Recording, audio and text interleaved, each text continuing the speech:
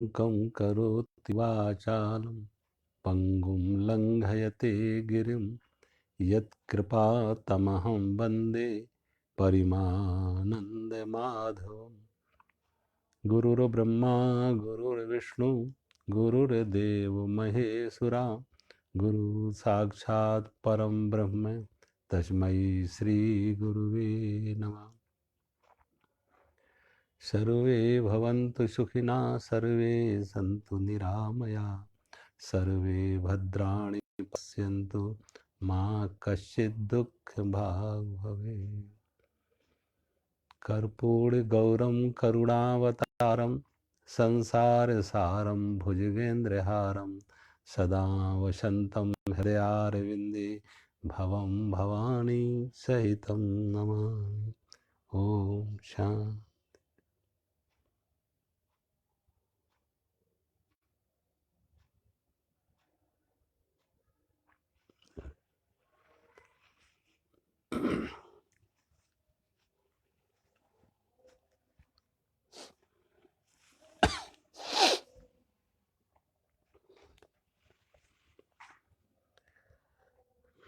अध्याय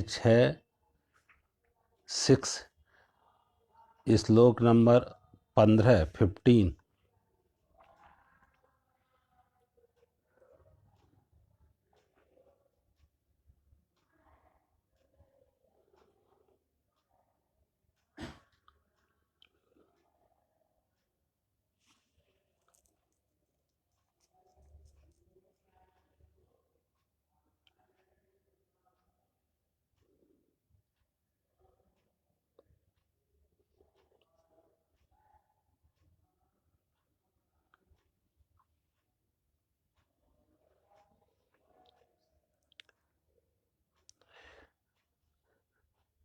उञ्जनेवं सदात्मानं योगी नियतमानसा शान्तिं निर्वाण परमां मत संस्थाम अधिगच्छति। भगवान लिख रहे हैं, कह रहे हैं, बस में किए हुए मन वाला योगी इस प्रकार आत्मा को निरंतर मुझ परमेश्वर के स्वरूप में लगाता हुआ, बस में किए हुए मन वाला योगी इस प्रकार आत्मा को निरंतर मुझ परमेश्वर के स्वरूप में लगाता हुआ मुझ में रहने वाली परमानंद की पराकाष्ठा रूप शांति को प्राप्त होता है। और उससे पहले भी भगवान ने ऊपर के श्लोक में दिया था, प्रशांत आत्मा विगतिर्भि ब्रह्मचारी वृत्ति स्थिता मना संयम्य मच्चित्तो युक्ता शीत मदपरा। ब्रह्मचारी के व्रत में स्थित भय रहित तथा भली भांत शांत अंतःकरण वाला सावधान योगी मन को रोककर मुझ में चित्त वाला और मेरे परायण होकर स्थित। तो एक तो ब्रह्मचर्य की भगवान बात कही थी, और जब भगवान यहाँ कहते ब्रह्मचारी व्रत का नियम, तो ब्रह्मचर्य का अर्थ खाली काम वासना ही नहीं है, काम वासना भी है और साथ में भगवान कह रहे सभी इंद्रियों का जो कुछ तो आवश्यकता है और कुछ विलासता है। तो भगवान कहते आवश्यकताओं की पूर्ति की जाए, विलासता की पूर्ति ना की जाए। आवश्यकता है उसकी पूर्ति की जाए लेकिन विलासता नहीं। और विलासता कहाँ, आवश्यकता कहाँ, ये कोई एक स्टैंडर्ड नहीं हो सकता, सबका एक साथ एक नहीं होता, हर व्यक्ति पर निर्भर करता है। व्यक्ति पर निर्भर करता है कहाँ उसकी विलासता है, कहाँ उसकी आवश्यकता है। एक व्यक्ति की विलासता दूसरे की आवश्यकता हो सकती है, एक व्यक्ति के लिए जो विलासता है वो दूसरे व्यक्ति के लिए आवश्यकता हो सकती है।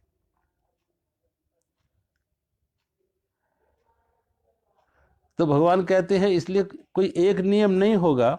इतना ही ध्यान रखें कि हम जो भी अपनी इंद्रियों से दे रहे हैं, आँख से जो रूप ले रहे हैं, जीभ से जो स्वाद ले रहे हैं, कान से जो शब्द सुन रहे हैं, नासिका से जो गंध ग्रहण कर रहे हैं, त्वचा से स्पर्श, वो कहीं हमारे अंदर विलासता को जन्म दे रहे हैं, कामनाओं को जन्म दे रहे हैं, वासनाओं को जन्म दे रहे हैं, या मन में एक संतुलन पैदा कर रहे हैं।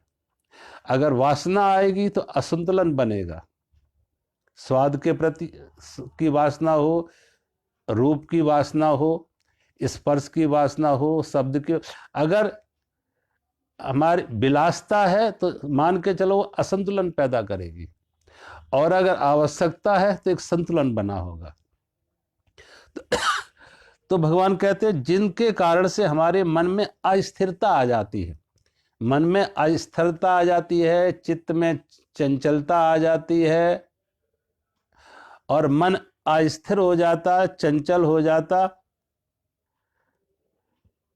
तो भगवान कहते हैं फिर ऐसा व्यक्ति साधना में, ध्यान में उतर नहीं पाएगा। इसलिए इंद्रियों से भी हम वही विषय दें, और फिर और अपने साथ में ब्रह्मचारी करते हैं जो वासना भी, क्योंकि अगर इन इंद्रियों से हम वो वासनाएं दे रहे हैं, रूप की वासना दे रहे हैं, स्वाद की वासना दे रहे हैं, जो जो भोगों की हैं वो वासनाएं दे रहे हैं, तो होगा क्या कि शरीर उसे पाने के लिए आतुर होगा, रूप पाने के लिए आतुर होगा, शब्द पाने के लिए आतुर होगा, वैसा स्वाद पाने के लिए आतुर होगा। तो आतुरता बढ़ेगी तो बहिर्मुखता बढ़ेगी, बहिर्मुखता बढ़ेगी। इसलिए भगवान कहते हैं बहिर्मुखता रोकनी है, अंतर्मुखता जगानी है, अंतर यात्रा करनी है। तो अंतर यात्रा के लिए बहिर्मुखता जिन जिन कारणों से बन रही थी, जिन विषय और विषयों के इंद्रियों के कारण से, उसे रोकेगा। और जब वो रोकेगा तो ऐसी स्थिति में आदमी के अंदर एक, उसके अंदर जो ऊर्जा है, हर व्यक्ति के अंदर जो ऊर्जा है, वो ऊर्जा जो अधोगामी हो रही थी वो ऊर्ध्वगामी हो जाती है। काम वासना की ऊर्जा हो या विषयों की तरफ जाने की आतुरता ऊर्जा हो, वो सब बहिर्मुखी जो थी वो अंतर्मुखी होने लगती। मैंने कहा जैसे एक नदी के प्रवाह को जब रोक देते हैं तो उससे विद्युत ऊर्जा पैदा होती है, क्योंकि फिर उसको पहले पानी के प्रवाह को रोका और फिर पानी के प्रवाह को किस प्रकार से टनल के द्वारा उन मशीनों को हमने चालित किया जिससे विद्युत ऊर्जा बने, इलेक्ट्रिक एनर्जी पैदा की जा सके। हाइड्रो इलेक्ट्रिकल प्रोजेक्ट्स जो हैं वो इसी प्रकार से नदी के प्रवाह को रोक के फिर टनल के माध्यम से उनको निकाला जाता। तो ऐसे ही भगवान कहते हैं जो ऊर्जा बाहर जाने के लिए उत्सुक थी, बाहर बह रही थी, ज्ञानेंद्रियों के माध्यम से बाहर जा रही थी, या वासना के रूप में, काम वासना के रूप में जो बाहर जा रही थी, उसे रोका। और उसको रोकने के कारण फिर क्या हुई, उससे एक अंदर जो बहिर्मुखी हो रही थी उसे अंतर्मुखी किया, और वो ऊर्जा हमारे लिए ध्यान में सहायक बनी। ध्यान में, समाधि में, जागृत में वो ऊर्जा हमारे लिए सहयोगी भूमिका में आ जाती। तो भगवान कहते हैं ऐसा आदमी ब्रह्मचारी व्रत में भय रहित। अब भय का कारण क्या, क्योंकि भय प्रायः है, भय कहीं ना कहीं अंत में जुड़ा हुआ है मौत से। सभी भय घुमा फिरा के किसी भी तरह का भय हो, मौत से जुड़े हुए, मृत्यु से। और ध्यान भी क्या है, ध्यान एक तरह से ध्यान है मृत्यु का अनुभव,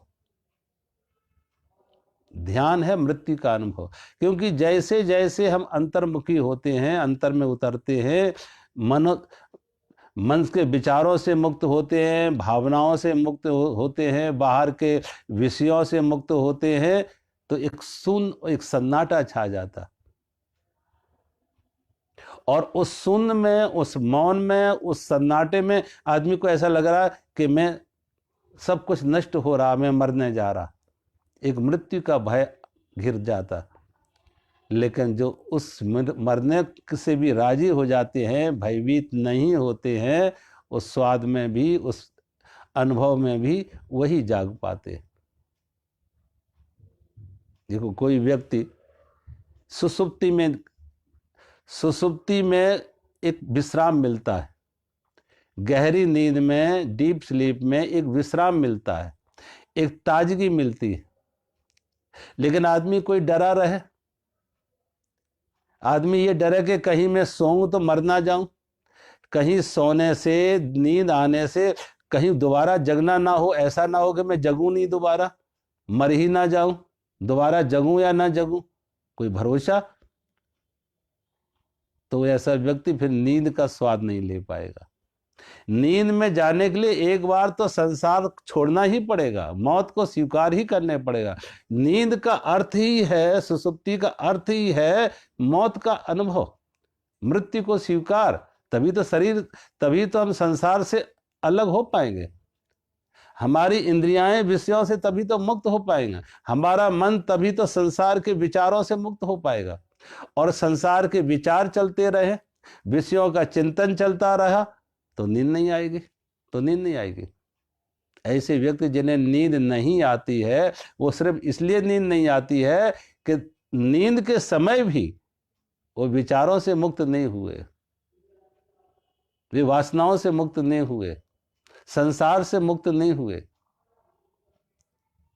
आंख से भले दूर हो गए हों, शरीर से भले दूर हो गए, लेकिन अंदर चिंतन वही चल रहा, बाजार वही है, संबंध वही है, व्यवहार वही है, जो दुकान पर चल रहा था वही सोने में भी चल रहा। तो ऐसे व्यक्ति फिर सो नहीं पाता। तो सोना, सुसुप्ति एक तरह से संसार से विमुक्ता है। सुसुप्ति का जो अनुभव है वो संसार की विमुक्ता, संसार से विमुख होना। और जब संसार से विमुख का अर्थ है एक तरह से मृत्यु का अनुभव, सबको छूटा छीना, सबको छूटा छीना, मृत्यु में प्रवेश किया। और आदमी अगर डरे कि कहीं हम सोने से पुनः जागे या ना जागे, सवेरा मिले या ना मिले, ऐसा भय अंदर बैठ जाए, तो सो नहीं पाएगा। इसलिए भगवान कहते हैं जो साधना में जाना है, अंतर्मुखी होना है, ध्यान में जाना है, उसे भी मृत्यु का भय त्यागना पड़ेगा। और जो मृत्यु के से भयभीत है, मृत्यु के भय से कि फिर जागना हो या ना हो, फिर वापस ये दुनिया मिले या ना मिले, अगर भयभीत चित्त है तो अंतर में हम गहरे में उतर ना पाएंगे। फिर उस सन्नाटे में, उस मौन में, उस विश्राम में गहरे में उतर नहीं पाएंगे। इसलिए भगवान कहते हैं भय रहित भी होना चाहिए, उसे भय रहित हो, विगत भी। प्रशांत आत्मा भली भांत शांत अंतःकरण वाला, प्रशांत आत्मा भली भांत शांत अंतःकरण वाला। अब यहाँ पे इसमें भी दिखा भली भांत शांत अंतःकरण वाला, सावधान हो। और यहाँ पे भी भगवान अगले श्लोक में भी दे रहे शांति को प्राप्त होता है, शांति को प्राप्त होता है। यहाँ पे लिखा है शांत अंतःकरण वाला।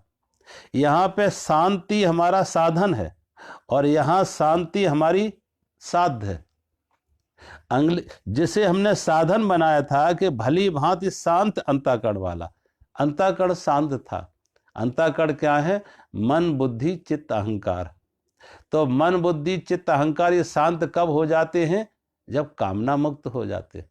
ये शांत कब होते हैं? जब कामना मुक्त हो जाते हैं। और कामना है इनकी अशांति। अशांति क्या है? अंतःकरण की अशांति क्या है? कामना, मांग, चाह, वासना, अपेक्षा। तो भगवान कहते हैं जो साधन था अंत में वही साध्य, कि फिर वो शांति, शांति के मार्ग पे जाके अंत में शांति के ही लक्ष्य पर पहुंचे, शांति के ही मुकाम पे पहुंचे, परम शांति। अभी आती जाती शांति थी, आई गई, शांत हुए, फिर अशांत, फिर शांत, अशांत, आती जाती शांति थी, लेकिन वही शांति उस जगह पहुंचाई जहां परम शांति है। अब अशांति का अंधेरा सदा के लिए मिट गया। ऐसा शांति का सूर्य चमका, ऐसा चेतना का दिया जला कि जहां अशांति का अंधेरा निकट ना आ पाया। तो वो मंजिल हो गई, वो मुकाम हो गया। तो भगवान कहते हैं शांत अंतःकरण वाला। और शांत अंतःकरण वाला सावधान योगी। सावधान योगी, जो सावधान माने पूरी सजगता पूर्वक, सावधान से अर्थ है सजगता पूर्वक।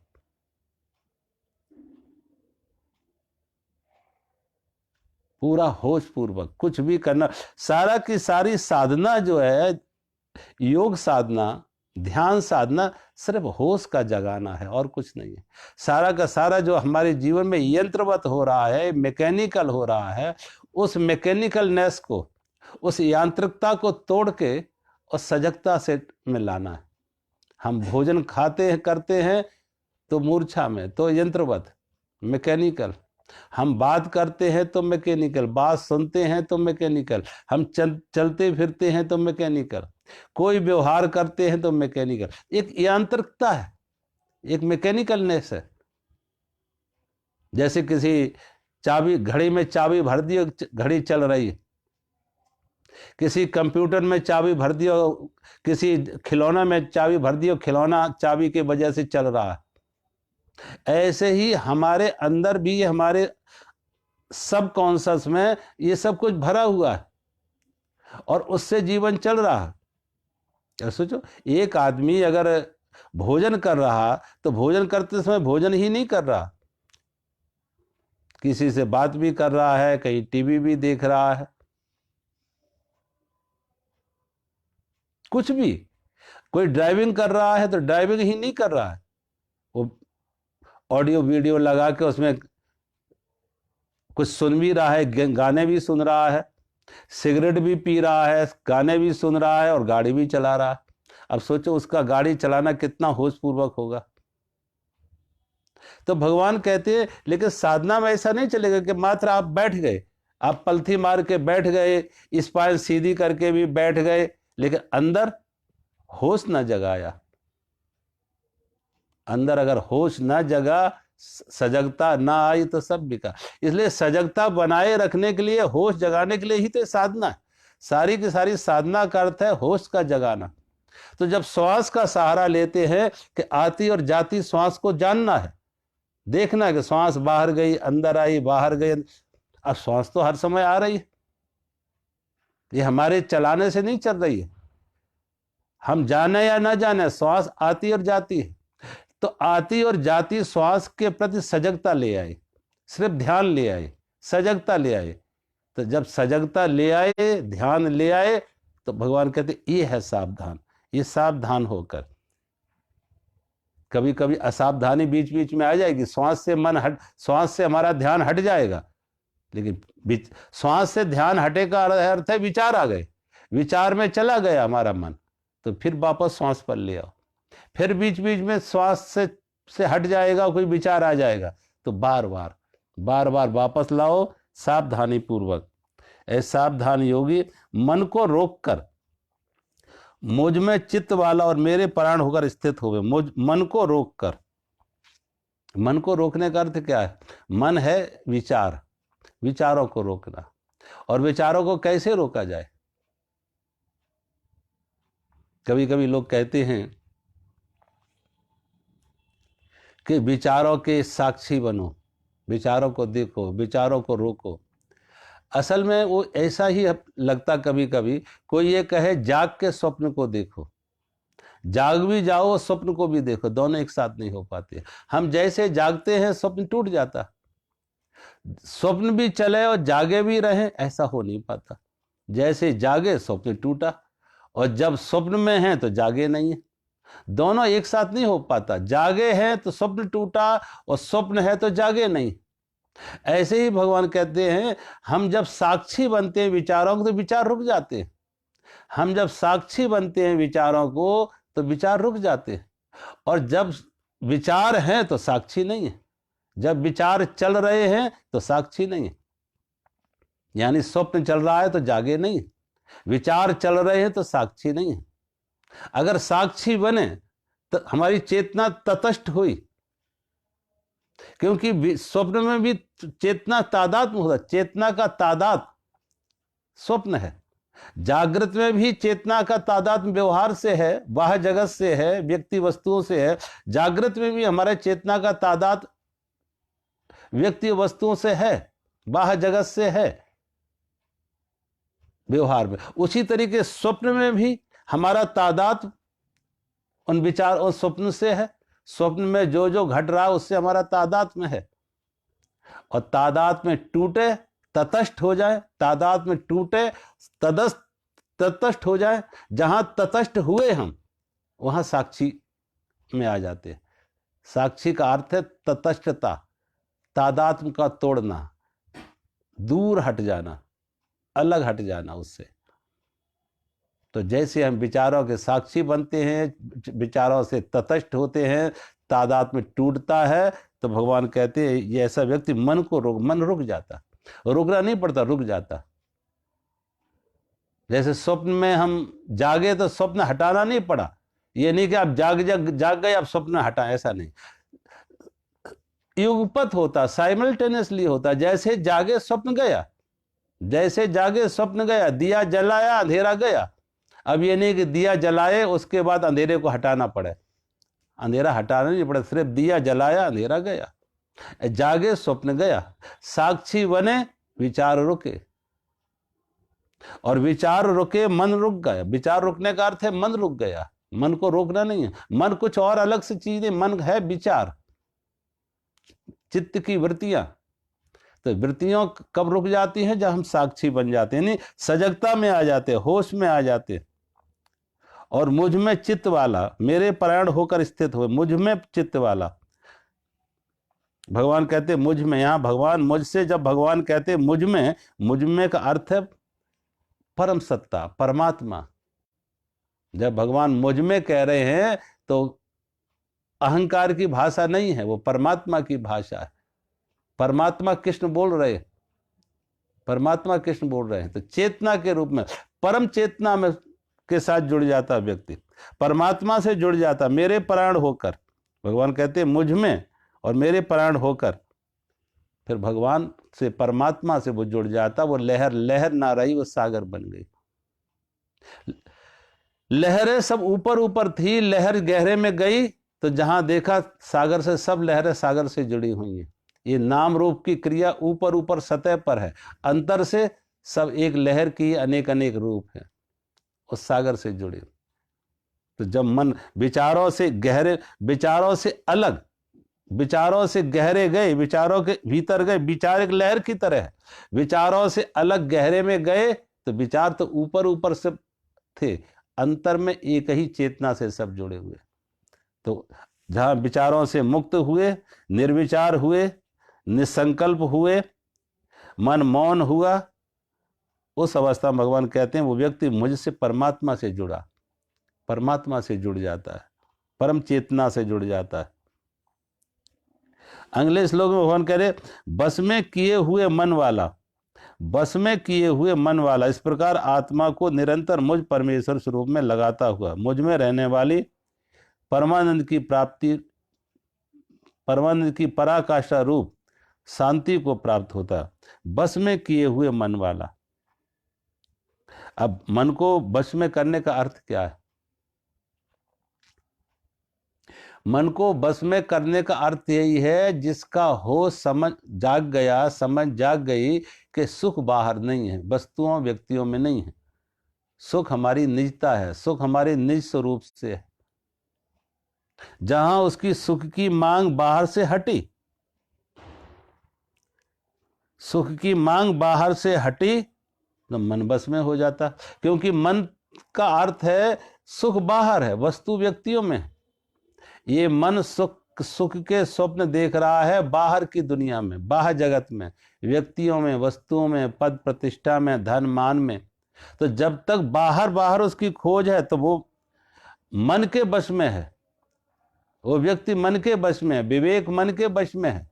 और जिस दिन विवेक को यह होश आया, विवेक जागृत हुआ, तो मन को समझाया कि नहीं, इनमें बाहर सुख नहीं है, वस्तु व्यक्ति धन मान में सुख नहीं है। और जब उधर विवेक ऐसा जागृत हुआ तो मन रुक गया, और मन रुका, बहिर्मुखी मन अंतर्मुखी हुआ तो मन उसके बस में हो जाता। जो बाहर दौड़ा रहा था मन, वो अंतर्मुखी होने में सहायक हो जाता। क्योंकि अगर देखो, मन तो संसार का अनुभव लेना हो तो भी मन चाहिए, संसार का अनुभव लेना हो तो मन चाहिए, और अध्यात्म का, परमात्मा का अनुभव लेना हो तो भी मन चाहिए। मन तो एक दर्पण की तरह है, मन तो एक दर्पण की तरह है। संसार के चित्र बने या परमात्मा का अनुभव है, दोनों अनुभव।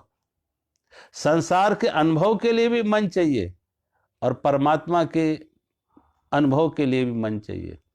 पदार्थ का अनुभव भी मन से होगा और परमात्मा की अनुभूति भी मन से ही होगी। लेकिन यहां मन कैसा है? शांत मन है, निस्तरंग मन है, मौन मन है। मन वही है जैसे एक मन का स्वभाव क्या था कि जैसे दर्पण है और दर्पण के ऊपर चित्र चिपकते जाएं, प्रतिबिंब चिपकते जाएं। एक व्यक्ति दर्पण के ऊपर अपना आया तो उसका प्रतिबिंब बना, लेकिन वो चिपक गया। दूसरा आया, वो भी चिपक गया। धीरे धीरे उसकी प्रतिफलन की जो पावर है, रिफ्लेक्टिंग पावर है, प्रतिफलन की शक्ति है, वो खत्म हो जाएगी, क्योंकि चित्र चिपकते जा रहे। लेकिन वो चित्र चिपके नहीं, जैसे दर्पण में होते, कैमरे में चिपक जाता, कैमरे को क्लिक कर दिया तो उस पर चित्र बन गया, बस, अब वो हटेगा नहीं। ऐसे ही जब संसारी मन है, राजसिक मन है, तामसिक मन है, राजसिक मन है, तो उसमें क्या होता है? चित्र चिपकते जाते, वासनाएं बैठती जाती है, बनती जाती है। इसलिए मैंने कल कहा था, वासना का अर्थ है वास, कि वस्तु से संपर्क टूट भी गया लेकिन उसकी स्मृति रह गई, उसकी गंध रह गई, उसकी मांग रह गई, उसका चाह रह गई, उसकी अनुभूति रह गई। तो दर्पण की तरह मन हो जाता, जो सात्विक मन है वो दर्पण की तरह हो जाता कि प्रतिबिंब जब तक सामने है, प्रतिबिंब है, व्यक्ति हटा तो प्रतिबिंब हट गया। अब हजारों लोग उस दर्पण में अपना चेहरा देख सकते हैं, लाखों लोग उस दर्पण में अपना चेहरा देखें, लेकिन कोई प्रतिबिंब उस पर चिपकेंगे नहीं, कोई प्रतिबिंब चिपके नहीं। ऐसा मन जब हमारा दर्पण की तरह सात्विक मन हो जाए, सात्विक मन, और जब सात्विक मन होगा वो आत्म साक्षात्कार में, अंतर के आनंद में वो हमारी मदद करेगा। तो भगवान कहते हैं, बस में किए हुए मन वाला, मौन मन, निस्तरंग मन, सात्विक मन, बस में किया हुआ मन वाला योगी इस प्रकार आत्मा को निरंतर परमेश्वर के स्वरूप में लगाता हुआ, मुझ में ही रहने वाला, निरंतर, यहां पे शब्द है निरंतर, सदा। ये नहीं कि भाई ध्यान करना कब करना है, कि बस संडे के संडे करना है, वीकेंड में करना है, संडे करना है या वीकेंड से सैटरडे संडे करना, ऐसा नहीं। ध्यान में दो बातें ध्यान से देखो। एक तो ध्यान का जब कह रहे हैं तो यहां ध्यान का अर्थ है सजगता, होश, हर क्रिया में सजगता। ध्यान का अर्थ यही नहीं है कि हम जब वो आंख बंद करके ध्यान में बैठे हैं तभी सजगता रहे। हर क्रिया में सजगता, चल रहे हैं तो सजगता पूर्वक, हाथों से काम कर रहे हैं तो हाथों के प्रति सजग, भोजन कर रहे हैं तो भोजन के प्रति सजग, बात कर रहे हैं तो बात के प्रति सजग, सुन रहे हैं तो सुनने के प्रति सजग। सजगता जुड़ जाए, हर क्रियाकलाप के साथ, व्यवहार के साथ सजगता जुड़ जाए, होश जुड़ जाए, अवेयरनेस जुड़ जाए। सभी क्रियाएं, सारा व्यवहार एक अवेयरनेस में हो, एक कॉन्शियसनेस में हो, एक होश में हो। एक बार भगवान बुद्ध बैठे हुए थे और भगवान बुद्ध जब बैठे हुए थे उनके माथे पर एक मक्खी आके बैठ जाती। भगवान बुद्ध ने जैसे मक्खी यहां बैठी, उनका हाथ वापस माथे पर आया, मक्खी उड़ गई, बुद्ध ने हाथ नीचे कर लिया। अब एक बार जब हाथ नीचे कर लिया, भगवान बुद्ध ने फिर दोबारा अपना हाथ ऊपर लेके आते, फिर नीचे से हाथ उठा के और माथे तक लाते हैं धीरे धीरे, और फिर धीरे धीरे हाथ को वापस लेके जाते हैं। भगवान बुद्ध का शिष्य आनंद सामने बैठा हुआ था। आनंद ने कहा, ये क्या कर रहे हो?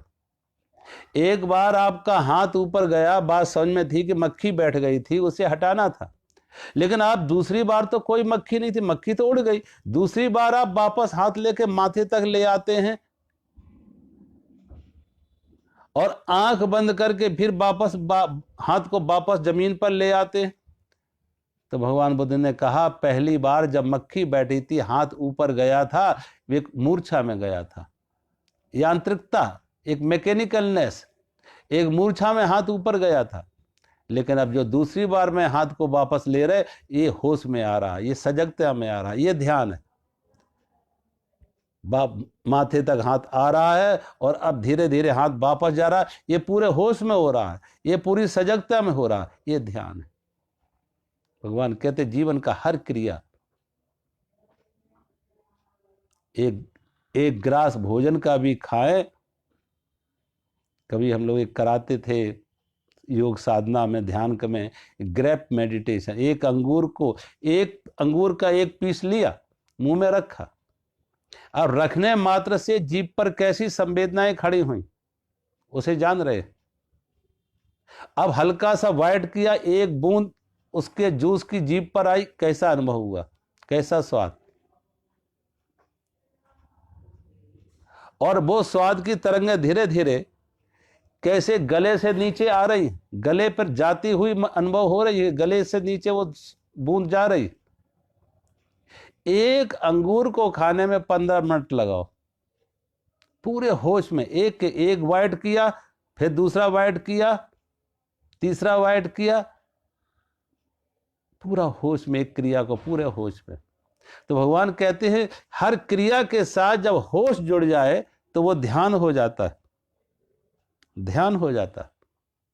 और ये ध्यान निरंतर रहे, ये नहीं कि आधा घंटे के लिए ध्यान में बैठे तो हमने सजगता रखी, बगाए, फिर मैकेनिकलनेस आ गई, वो नहीं। हर क्षण, हर क्रिया, हर व्यवहार, खुली आंख से भी सजगता, बंद आंख में भी सजगता। ये नहीं कि आंख बंद की ध्यान के लिए तो सजगता, खुली आंख से भी सजगता। तो जैसे जैसे धीरे धीरे अभ्यास से सजगता बढ़ेगी, हमारे व्यवहार में सजगता आएगी, तो भगवान कहते हैं निरंतर परमेश्वर से जितनी देर सजगता में है उतनी देर परमात्मा से जुड़े। जब जब सजगता में है, सजगता का अर्थ है कि जो मैकेनिकलनेस थी और मैकेनिकल थॉट्स थे, वो विचार जो थे मैकेनिकल, वो हट गए, और विचार हटे, निर्विचार। वो लहरें हटी तो सागर में गोता लगा, लहरें हटी। तो जैसे समुद्र के सतह पर लहरें आती है, ऐसी विचार के सतह पर,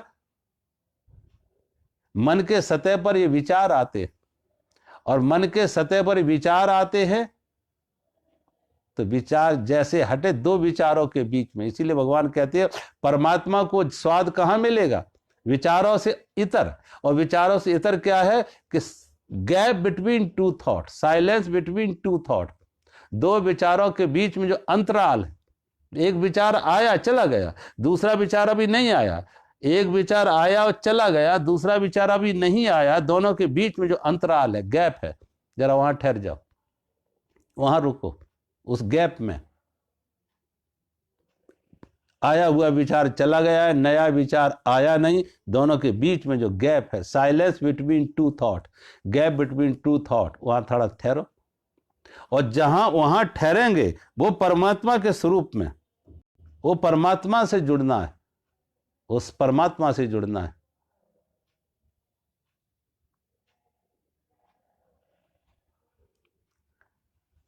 भगवान कहते हैं परमात्मा में, ऐसा व्यक्ति परमात्मा से जुड़ता है तो निरंतर परमात्मा के स्वरूप में लगाता हुआ मुझ में रहने वाली परमानंद की पराकाष्ठा रूप शांति को प्राप्त होता है। ऐसा व्यक्ति परमात्मा को प्राप्त होता है जिसने अपने मन को निरंतर परमात्मा के स्वरूप में लगाया। परमात्मा के स्वरूप का अर्थ वही है कि जो चेतना से उस मौन में से उतरा, मौन में उतरा, अंतर में उतरा, और परम शांति को प्राप्त होता है। ये परम शांति क्या है? देखो, शांति है क्या?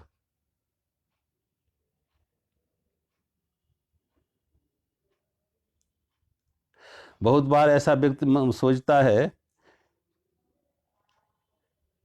कि हमें सुख बाहर से मिलता है, वस्तु से सुख मिला, व्यक्ति से सुख मिला, धन से, मान से जो मिला, एक कामना की पूर्ति से जो सुख मिला। तो कामना की पूर्ति से कैसे सुख मिला?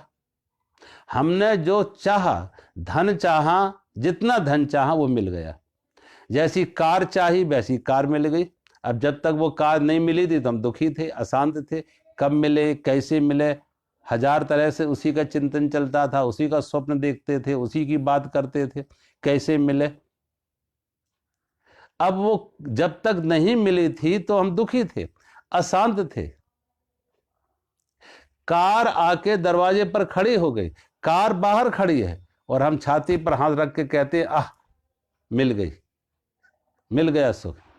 जो कामना कांटे की तरह चुभ रही थी, जो कामना कांटे की तरह चुभ रही थी, वो कामना की पूर्ति हुई। कामना की पूर्ति हुई तो यानी कामना से मुक्त हुए, कामना के मुक्त हुए, कामना की पूर्ति से कामना से मुक्त हुए। जैसे कांटा लगा था, कांटा निकल गया तो दर्द मिट गया।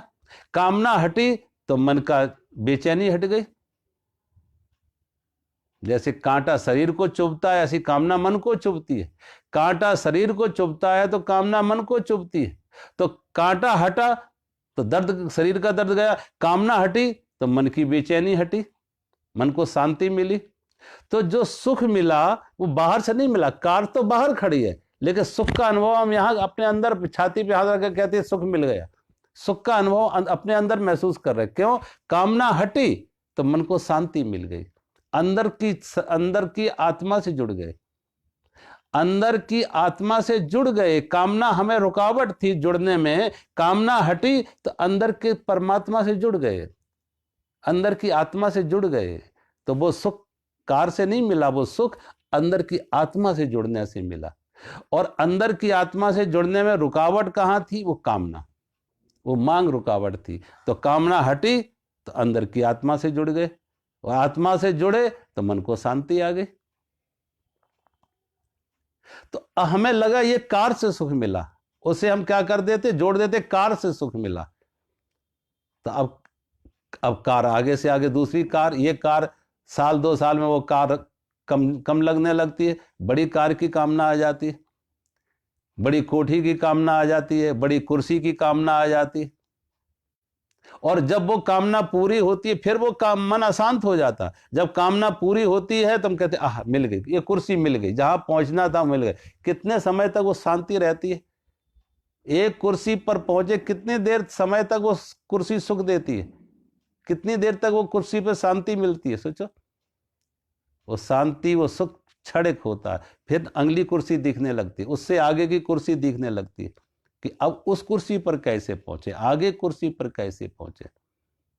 तो जब भी सुख मिला, जब भी शांति मिली, जब हम कामना मुक्त हुए, अंदर से जुड़े, कामना मुक्त हुए तो अंदर की आत्मा से जुड़े। कामना बहिर्मुखी कर रही थी, बाहर हटा रही थी, कामना रुकावट थी, कामना मिलन में दीवाल थी, पर्दा थी, कामना हटी तो अंदर की आत्मा से जुड़े।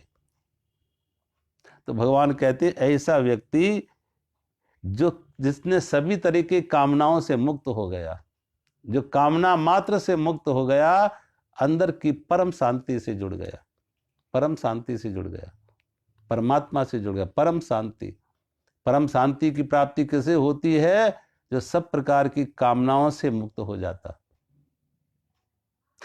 व्यवहार करेगा, व्यवहार के लिए तात्कालिक क्षणिक कामनाएं भी करेगा, लेकिन इस मान को लेकर नहीं कि इनसे सुख मिलेगा, ये मान के नहीं कि इनसे सुख मिलेगा। सुख का संबंध तो अपने अंदर है। तो ऐसा व्यक्ति परम शांति, भगवान कहते वो परम शांति को प्राप्त करता है। संसार में व्यवहार करता हुआ भी लेकिन अंदर की शांति से सदा के लिए जुड़ जाता है, क्योंकि वो सब तरह की कामनाओं से वो मुक्त है, मांग से मुक्त है, परम शांति को प्राप्त हो जाता है।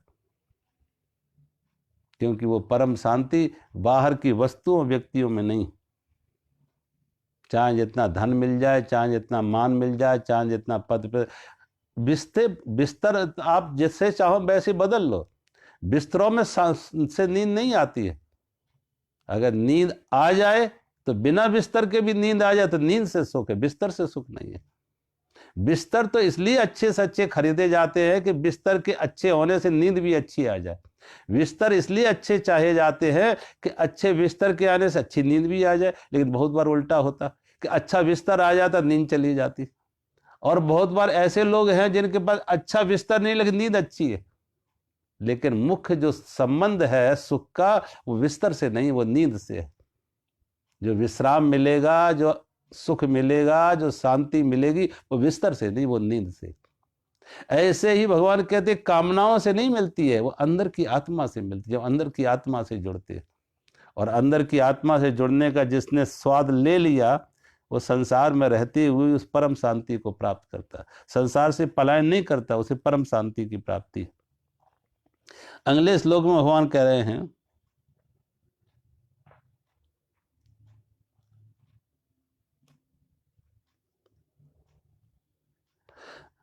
न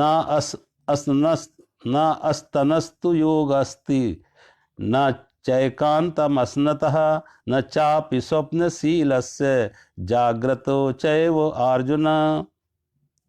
भगवान कहते हैं हे अर्जुन, यह योग ना तो बहुत खाने वाले का और ना बिल्कुल ना खाने वाले का, तथा ना बहुत शयन करने वाले का स्वभाव वाले का, और ना जो सदा जागने वाले का।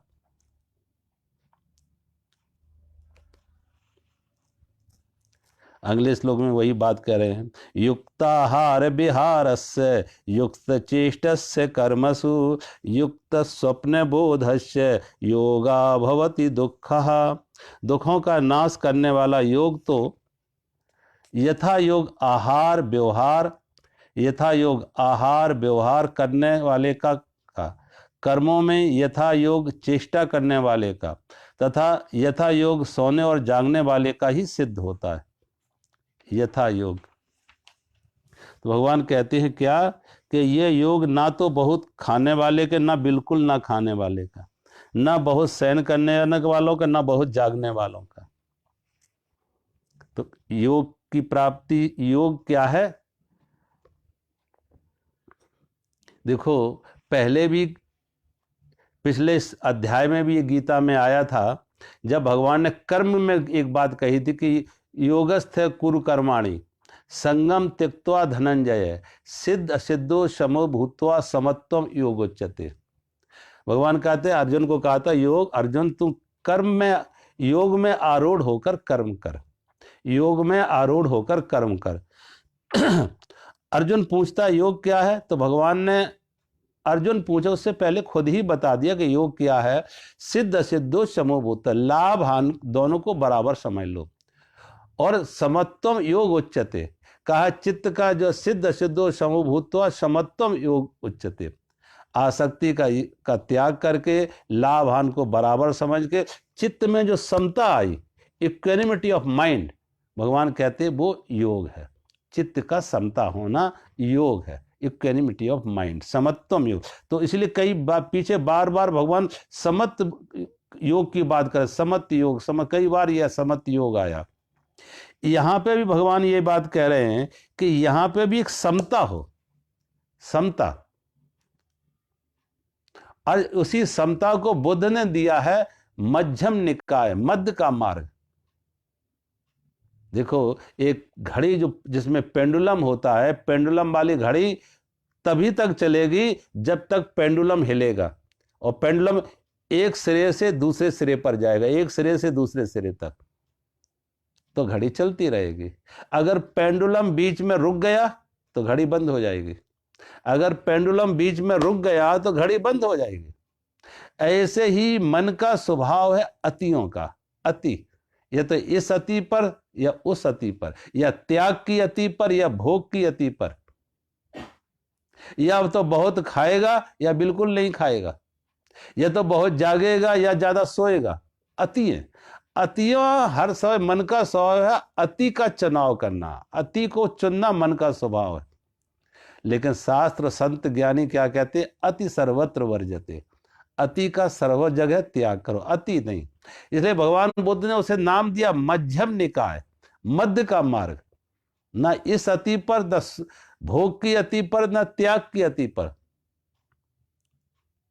न सुख की अति पर, न सताने की अति पर, न जागने की अति पर, न सोने की अति पर, न खाने की अति पर, न खाने की या उपवास की अति पर, अति नहीं। तो भगवान कहते हैं ऐसा व्यक्ति न तो बहुत खाने वाला, न बिल्कुल ना खाने वाला।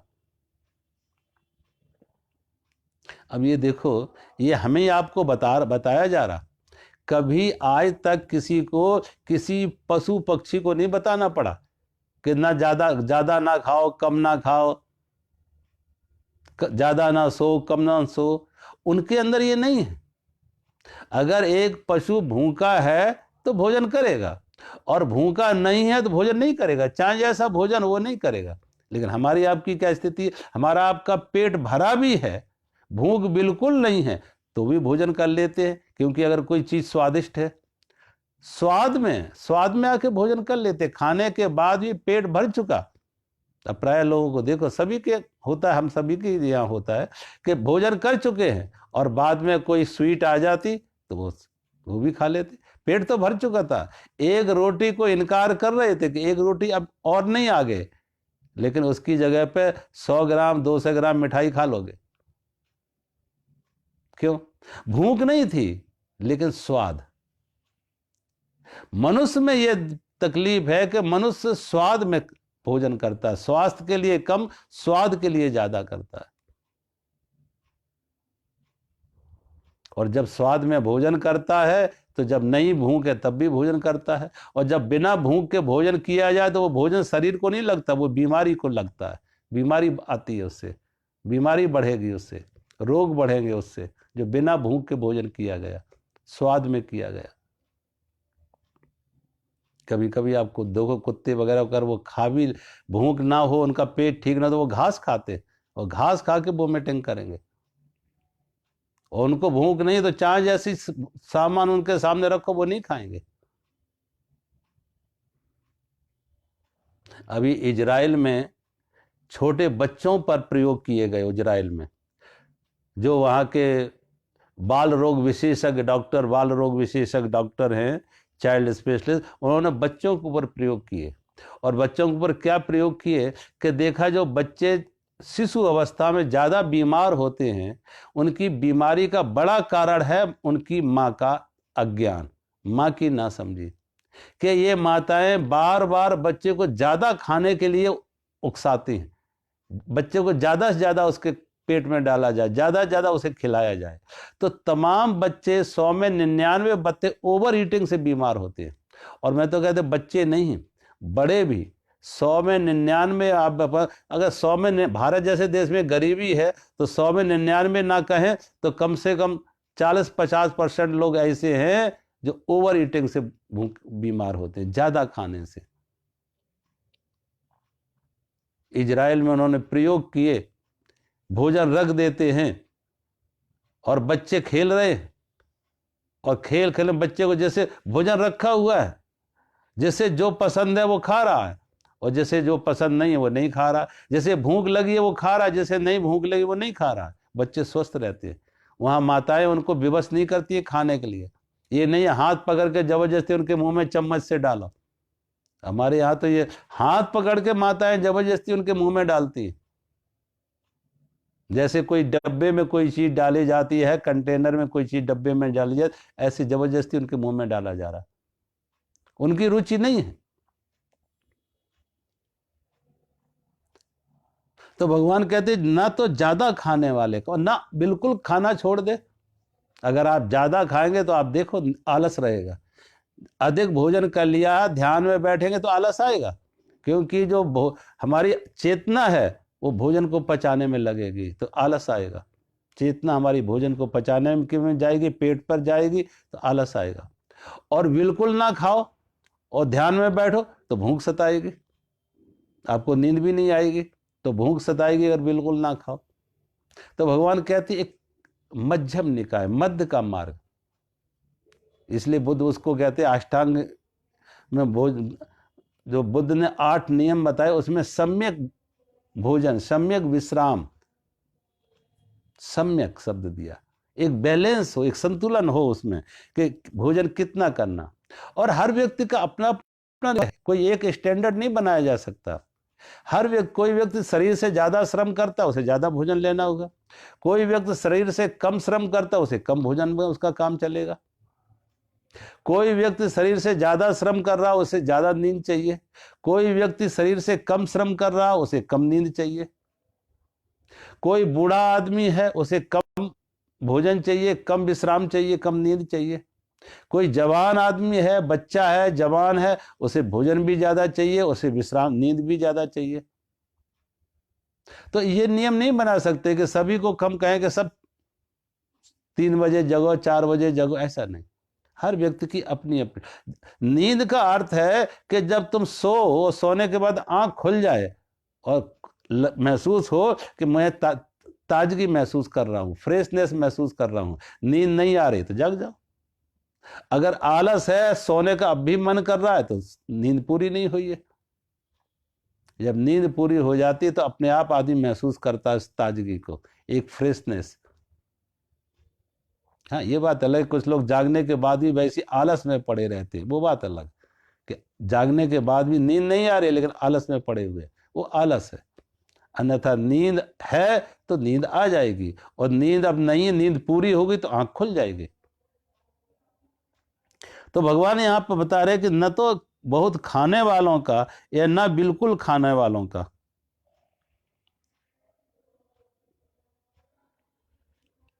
भगवान बुद्ध का सार एक सेवक था।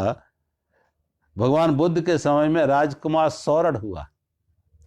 एक राज्य का राजा था, लेकिन ये राजकुमार सौरठ बड़ा विलासी राजा था, बड़ा भोगी राजा था।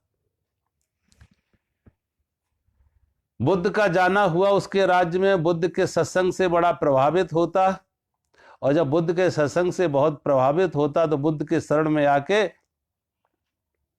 प्रार्थना करता, निवेदन करता कि मुझे भी अपने भिक्षु संघ में सम्मिलित कर लो, मुझे भी अपना शिष्य बना लो, मुझे भी अपने भिक्षु संघ में सम्मिलित कर लो। भगवान बुद्ध ने कहा, स्वागत है राजकुमार सौरठ, तुम्हारा स्वागत है। जब भगवान बुद्ध ने कहा तुम्हारा स्वागत है, तो भगवान बुद्ध के भिक्षुओं ने भगवान बुद्ध के पास जाके धीरे से जाके उनके कान में कहा कि महाराज, ये बड़ा भोगी राजा है गुरुजी, ये बहुत भोगी राजा है, बड़ा विलासी राजा है, ये सन्यास के नियमों का पालन नहीं कर पाएगा, और जब सन्यास के नियमों का पालन नहीं करेगा भिक्षु के रूप में तो आपकी बदनामी होगी कि बुद्ध ने ऐसा शिष्य को सन्यास दिया, भिक्षु बनाया, जो अभी भी विलासिता से मुक्त नहीं हो पाया। भगवान बुद्ध ने कहा, जहां तक मैंने समझा है आदमी के मन को, ये कुछ ज्यादा ही नियमों का पालन करेगा। जहां तक भगवान बुद्ध ने कहा, जहां तक मैंने समझा है आदमी के मन को, ये कुछ ज्यादा ही नियमों का पालन करेगा। और कहते भगवान बुद्ध ने राजकुमार सौरठ को संन्यास दे दिया, भिक्षु संघ में सम्मिलित कर लिया। अब जैसी परंपरा थी कि सभी बौद्ध भिक्षु दिन में एक बार भोजन करते थे, ये राजकुमार सौरठ 2 दिन में एक बार करता था, 2 दिन में एक बार, एक दिन छोड़ के। दूसरे बौद्ध भिक्षु वस्त्र बिछा के सोते हैं, ये बिना वस्त्रों के जमीन पर सोता। दूसरे बौद्ध भिक्षु फुटपाथ पर चलते, ये कंकड़ पत्थरों पर चलता।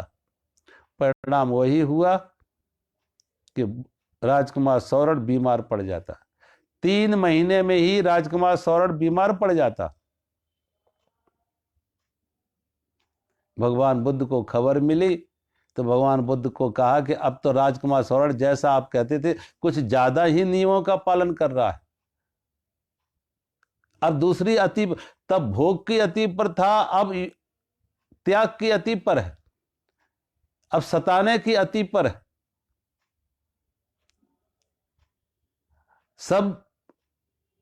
सभी बौद्ध भिक्षु दिन में एक बार भोजन करते, ये 2 दिन में एक बार भोजन करता है। सभी जमीन पर सोते हैं वस्त्र बिछा के, ये बिना वस्त्रों के सोता है। और सब कांट जमीन फुटपाथ पर चलते, ये कंकड़ पत्थरों पर चलता। परिणाम ये बीमार हो गया। अब ये दूसरी अति पर जा रहा। मन का स्वभाव है अति, भोग, कभी भोग की अति पर जाएगा तो कभी त्याग की अति पर जाएगा। तो भोग से भी हम अपने को सताते हैं और त्याग से भी अपने को सताते। कभी देखो, सताते दोनों में, कभी भोग से सताते हैं, वो ज्यादा खा के सताते हैं, तो कभी ना खा के सताते। हिंसा दोनों में है, सताना दोनों में। राजकुमार सौरभ बीमार हो गया, भगवान बुद्ध उसके पास आते और भगवान बुद्ध ने कहा, राजकुमार सौरभ, मैंने सुना है कि जब तुम राजकुमार थे तो बहुत अच्छे सितार वादक थे, बहुत अच्छा सितार बजाते थे। क्या मुझे बताओगे सितार बजाने की कला क्या है? कैसे सितार के तार से संगीत पैदा हो? अगर सितार के तार बहुत ढीले हों तो क्या संगीत फूटेगा? राजकुमार सौरभ ने कहा, अगर सितार के तार ढीले हैं तो अंगुलियां चलाएंगे, झंकार ना बनेगी, झंकार पैदा ना होगी, क्योंकि तार ढीले हैं। भगवान बुद्ध ने कहा, अगर तार ज्यादा कस दिए जाए तब, कि अगर ज्यादा कस दिए तो अंगुलियां चलाओगे, तार टूट जाएंगे, स्वर भंग हो जाएंगे, तार टूट जाएंगे, स्वर भंग हो जाएगा, संगीत नहीं निकलेगा। भगवान बुद्ध ने कहा, राजकुमार सौरभ, फिर क्या करना है? संगीत कैसे हो सितार से, कैसे संगीत फूटे? कि न ज्यादा तारों को ढीला छोड़ो, ना ज्यादा कसो, न तारों को ज्यादा ढीला छोड़ो, ना ज्यादा कसो, बीच में रखो। भगवान बुद्ध मुस्कुराए और कहा, राजकुमार सौरभ, मैं तुम्हें यही कहने आया था कि इस जीवन से भी परमात्मा का संगीत प्रकट हो, अध्यात्म का संगीत फूटे, उसका नियम भी यही है, न तो शरीर को ढीला छोड़ो, ना अतियों में कसो, न तो विलासता में ढीला छोड़ो, ना अतियों में कसो, सताओ त्याग के नाम से, बीच में मध्यम निकाय। इसलिए भगवान बुद्ध ने मार्ग दिया था मध्यम निकाय, कि जीवन से भी संगीत, परमात्मा का संगीत प्रकट हो, अपने जीवन के तारों को मध्य में रखो, न भोग की में ढीला छोड़ो और न त्याग के नाम से कसो, मध्य में रखो। यहां भगवान वही बात कह रहे हैं कि बहुत खाने वाले को भी योग नहीं हो पाएगा और बहुत ना खाने वाले का भी योग नहीं, बहुत सोने वाले को भी योग नहीं हो पाएगा और जागने वाले को भी नहीं। तो भगवान कहते कैसा है, दुखों का नाश होता है कब? जब युक्ताहार विहार से, यथा योग आहार व्यवहार करने वाले का, यथा योग, जैसी जिसकी जरूरत। मैंने कहा ये जरूरत सबकी एक नहीं हो सकती है, कोई ऐसा स्टैंडर्ड नहीं हो सकता सबको कहे कि इतना भोजन करना है, 2 रोज चपाती या 4 चपाती, सब ऐसा नहीं। हर व्यक्ति की अलग अलग क्षमता है, नींद की क्षमता अलग है, भोजन की क्षमता अलग है, जरूरतें अलग अलग है। तो जिसकी जैसी जरूरत है वो व्यक्ति खुद डिसाइड करेगा, वो निर्णय उसके ऊपर होगा कि उसकी अंतर चेतना इतनी जागृत हो गई, होश इतना जागृत हो गया, अब उसे लग रहा है कि बस हाँ, भूख हमारी यहां तक है, इतनी हमारे भोजन की जरूरत है, इतनी हमारी नींद की जरूरत है। तो भगवान कहते हैं यथा योग आहार व्यवहार करने वाला, कर्मों में यथा योग चेष्टा करने वाला, कथा कर्मों में यथा योग चेष्टा करने वाला, और यथा योग सोने और जागने वाला। यथा योग, कितना सोना है कितना नहीं सोना है, जागृति कितनी, सोना कितना, विश्राम कितना, ज्यादा जागना भी नहीं है, ज्यादा सोना भी नहीं है, ज्यादा खाना भी नहीं है, ज्यादा ऐसा भी नहीं कि नहीं खाना। तो दोनों के बीच में एक युक्तता हो, एक बैलेंस हो, एक संतुलन हो, भगवान कहते हैं। और यथा योग चेष्टा करने वाले, व्यवहार करने वाला, चेष्टा भी जो हो, जो व्यवहार भी हमारी, वो यथा योग। अब आंखों, किसी किसी को देखो आंखों से कितना ज्यादा लोग लगे रहते, कोई हाथों में बहुत लगे रहते। किसी शरीर की किसी इंद्रिय से ज्यादा, जरूरत से ज्यादा काम कर लोगे तो फिर वो भी बीमारी का कारण बन जाएगा। कभी कभी छोटे छोटे बच्चों को देखो, हर समय टीवी पर बैठे रहते हैं, कंप्यूटर पर बैठे, परिणाम क्या होता है? आंख की ज्योति कमजोर हो जाती है।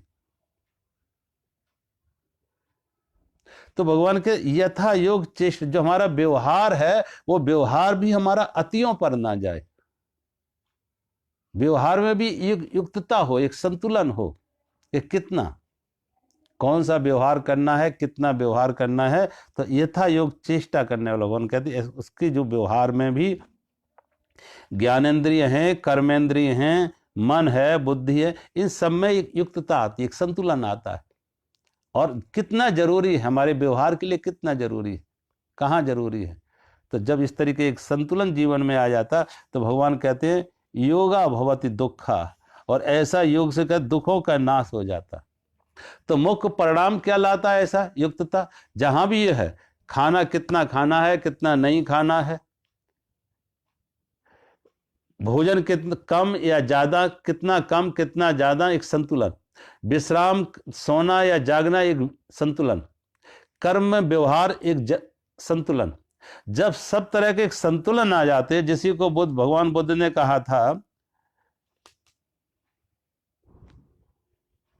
सम्यक, जैसे भगवान बुद्ध ने कहा सम्यक, सम्यक आहार, सम्यक विश्राम, सम्यक नींद, सम्यक कर्म, सम्यक वाणी।